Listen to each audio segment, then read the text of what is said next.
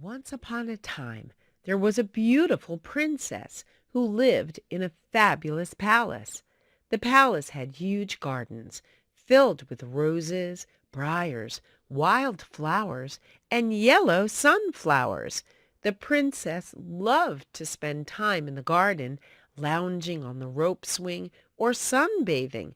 One particular day, she was tossing a lustrous gold ball up and down in the air. She wandered across the gardens, daintily throwing the ball. As she passed by the mossy old pond, her fingers slipped for a second. Splash! The golden ball fell into the murky depths of the pond. The princess wept. My beautiful ball! It was a gift from my mother and father. Oh, how sad they will be that I lost it! As she wept, the princess heard another smaller splash.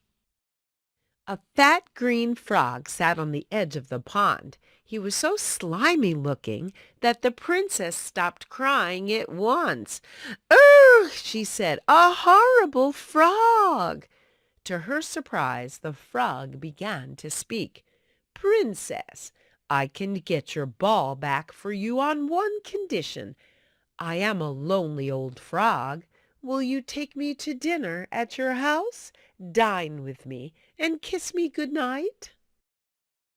The princess was disgusted by the offer.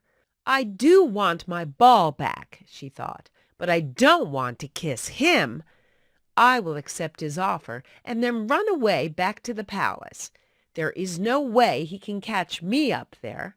She turned back to the frog and said sweetly, "All right, Mr. Frog, you have my word.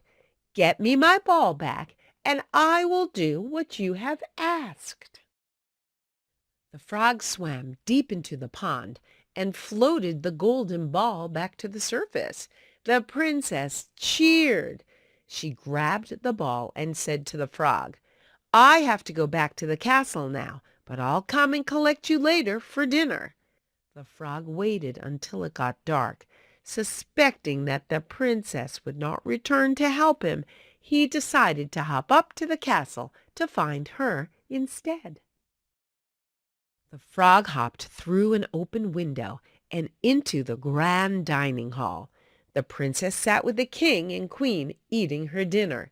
"Princess," said the frog, "I have come to eat with you as you promised." The princess turned pink with embarrassment.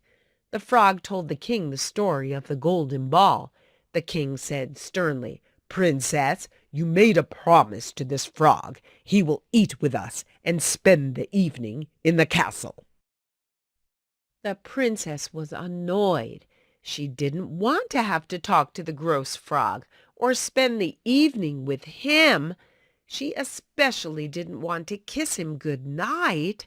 But her father had been very stern, so she had to keep her word.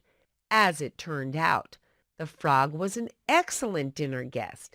He was witty, charming, and very polite. By the end of the meal, the princess didn't mind spending more of the evening with him. "Frog, you are quite sweet and funny," said the princess as they sat by the fire in her bedroom. "I supposed I was wrong to call you horrible just because you're green and slimy."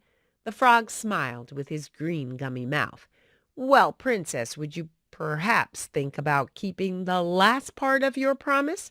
Might I have a kiss good night?"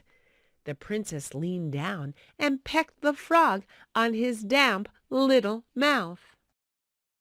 Whoosh! As soon as her lips touched him, the small green frog transformed into a handsome young prince.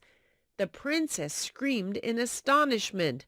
"Oh, princess, thank you. You have broken the spell. I was enchanted many years ago by an evil witch who wanted to steal my castle and wealth for herself. I have waited all this time for the kiss of a beautiful princess to set me free." The princess was thrilled. "I'm so happy I kept my word. It seems that being kind to others isn't so bad after all. and I shouldn't have judged on your frog's body. You're not gross at all."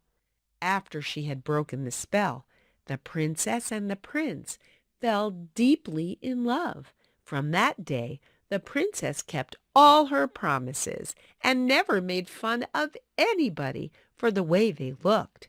She had learnt that you never know when a handsome prince might be hiding in a frog's body.